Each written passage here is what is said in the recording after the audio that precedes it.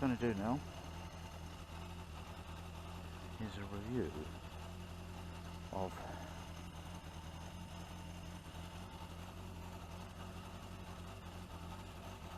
the Honda CB750 F1. And I thought really it would be relevant to review the bike on the basis of today's traffic. Bike in today's world. It's a modern classic. It's not a modern classic, it's a classic. Riding a classic motorcycle at the best of times can be a bit iffy.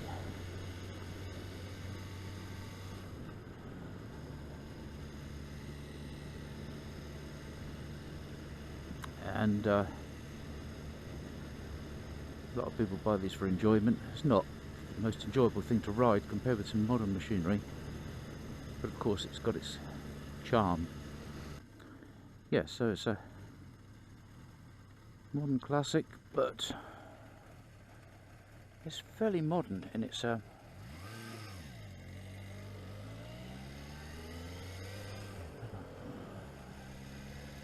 power and riding abilities, but it's got its shortfalls. So when you're bimbling about like this, it's no great problem, except the suspension is liable to crash on anything you lump into, and the brakes are, I wouldn't say woeful, but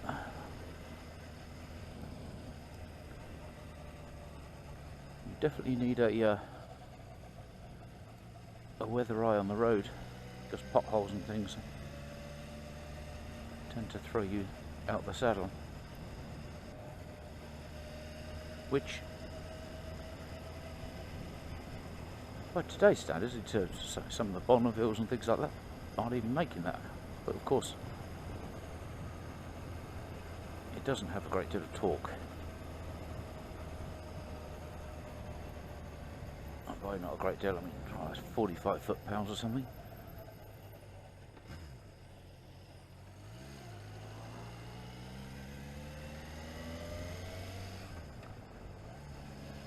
Fairly smooth engine. In actual fact, it's very smooth, really.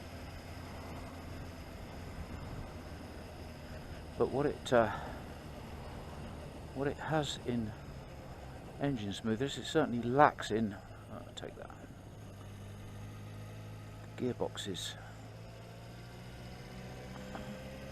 even by standards of its day, it's quite crashy and clunky. To be honest, I've a little 350 PSA that's shot that 350 PSA that's far smoother in the gearbox department. Perversely, when you're changing down, it doesn't like to be blipped. And that, I think, is something to do with the clutch.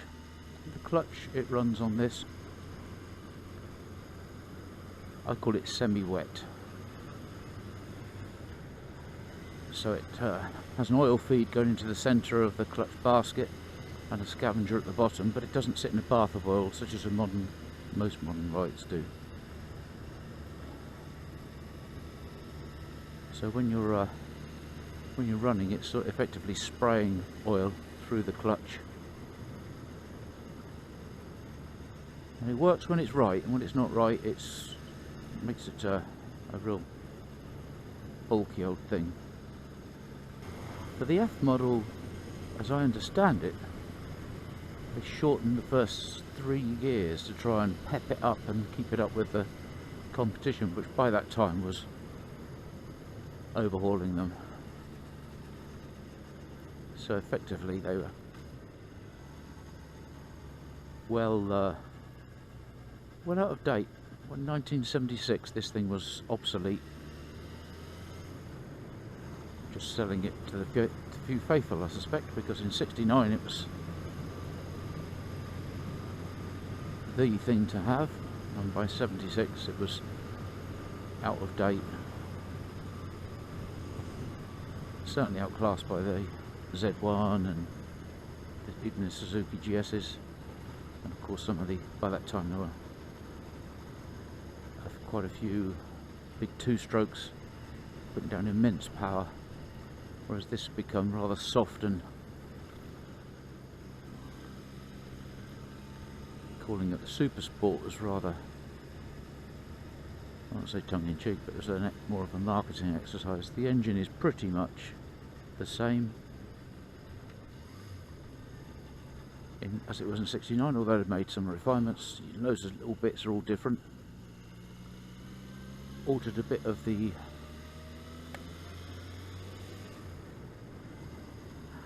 trail and rake, I think. Maybe, I think, a longer swinging arm. They've fitted obviously disc brakes, although the K6, which is the pretty one. When we talk about K series, we're talking about the ones with basically 4 exhaust pipes. Far prettier machine overall, with more upright look about them. But by that time, the K6 had, I think, a disc at the front, a drum at the rear, and this one has a disc at the rear as well, although it looks like something off of a Harley Davidson. These engines are pretty notorious for being good as gold. But when you ride them, there's a feeling that your legs are splayed a long way apart because it's quite a wide engine. Of course, Honda went on to make the Super 6, as if this isn't wide enough. Which again, sort of really wasn't a performance bike, but hell of an engine nonetheless. Delivered a real lesson to the British on how to produce a machine in terms of this engineering, you know, the amount of bolts of this, the way the crankcases are split.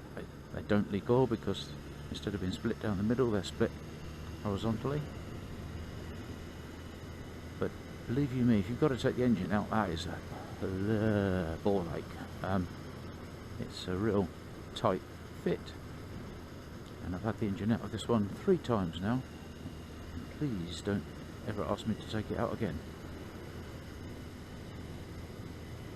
I find for me, even comparing it with British bikes, the engine sounds awfully busy. You know, it's like it's only doing 2,500–3,000 RPM now. It feels like it's got a lot of revs in it. So if you take it up to sort of 50 miles an hour, it just feels, that's 50 miles an hour in top gear. Well, no, it's not 50, 45 miles an hour in top gear. It's only at 3,000 RPM, but it certainly sits there sort of humming away. It sounds busy. 5-speed box, of course. And to be honest, the less gears it's got, the better with this sort of clunkiness of the gearbox, but that's a bit of an aside to the reality. The steering can be best described as slow, and certainly when you're doing sort of walking speed stuff, it's very, I call it nosy. It feels like it's got a flat front tyre. Feels very sort of heavy and diggy. So if you give it the beans, it's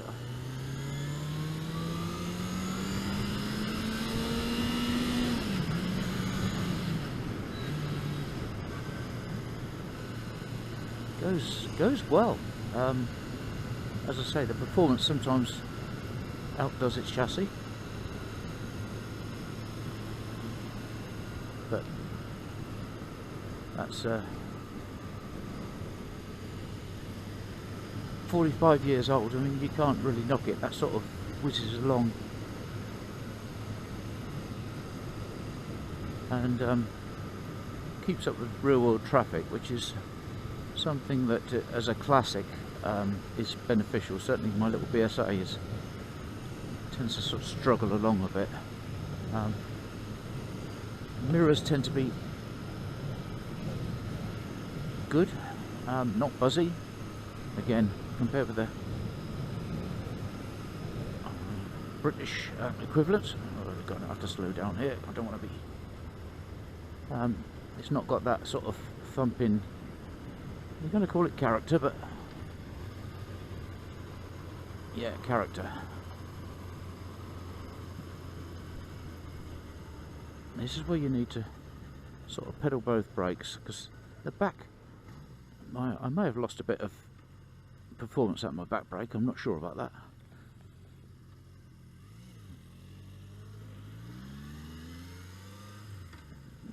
But in certain moments of enthusiasm, I have locked the back up. And it seems to have gone off a bit. Whether it's got seized caliper or not, I'm not sure. But there's the village of Streatley on Thames, I suppose you'd call it. No, Goring on Thames. Sorry, Streatley's at the top. Goring on Thames. Very pretty. Not really a great place to walk around. There's a few nice pubs. Used to be owned by Daniel LaRue, that one behind us. Of course, home of the late George Michael.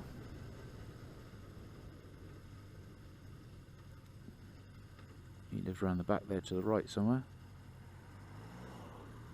Now it's of course a bit of a pilgrimage for the fans. Pretty village, obviously for the good and the great. It's within sensible reach of London.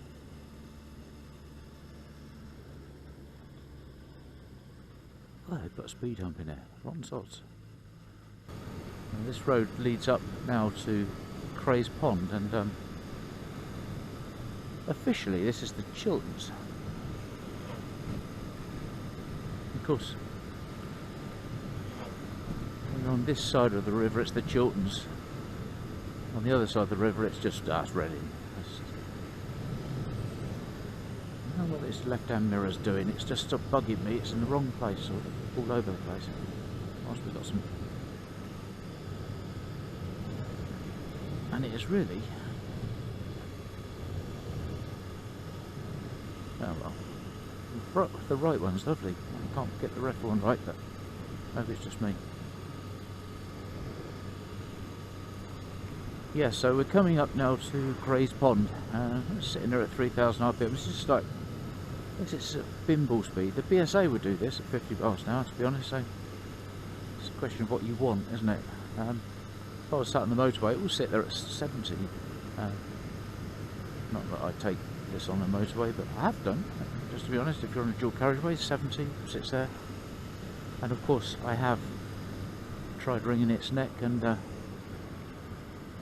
engine was in a bit of a poor state. And it just, I remember getting it right up to just shy of 100 miles an hour, and the clutch slipped. That was when it had the buckled plates.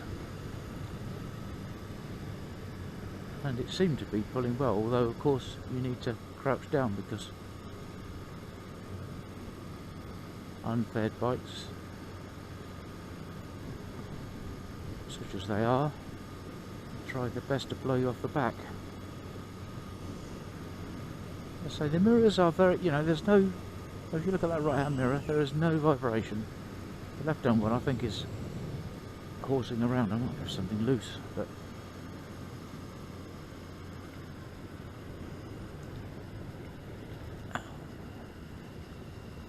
it's sort of a favourite little route for this thing.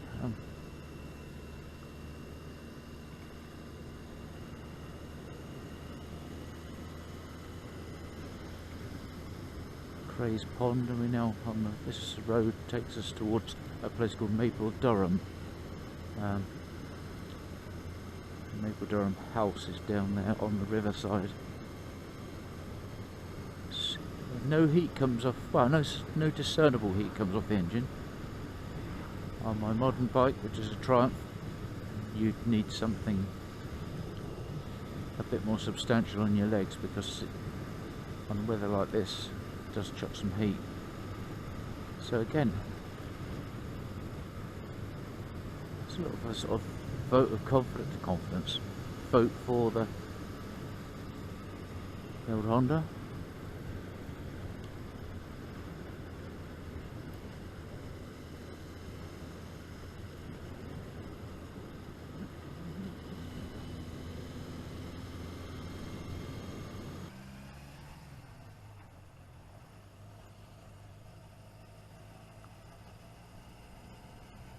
Some old houses. They are old as well. Yes, I'm surprised that the National Trust haven't got this.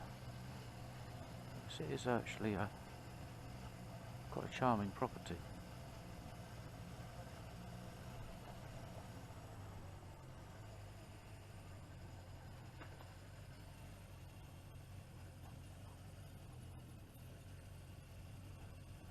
Watermill Gate.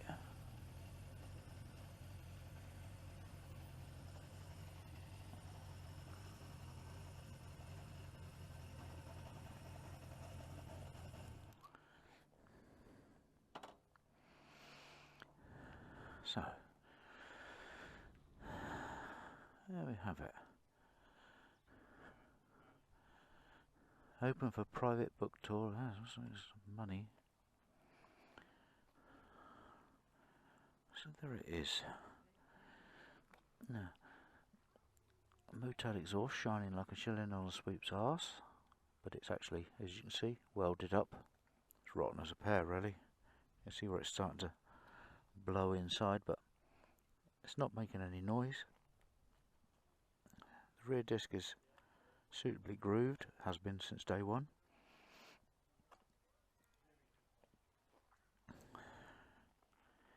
And everything else is, at the moment, as it should be. I say the tank, I say it's not original, but I haven't bothered painting it despite contacts in that painting business, simply because, so why bother? It's patina. Patina is the word.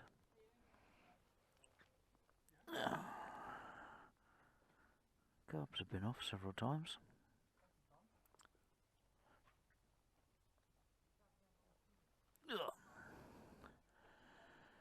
There you go.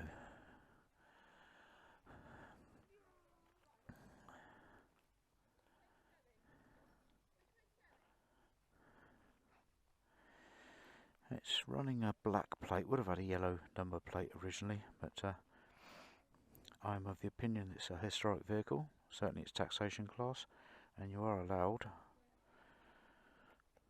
to run black plates.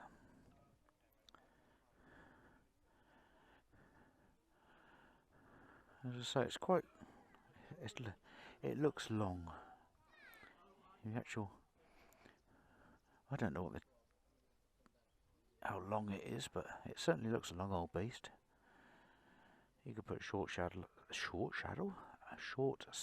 on it, convert it back to something more traditional looking.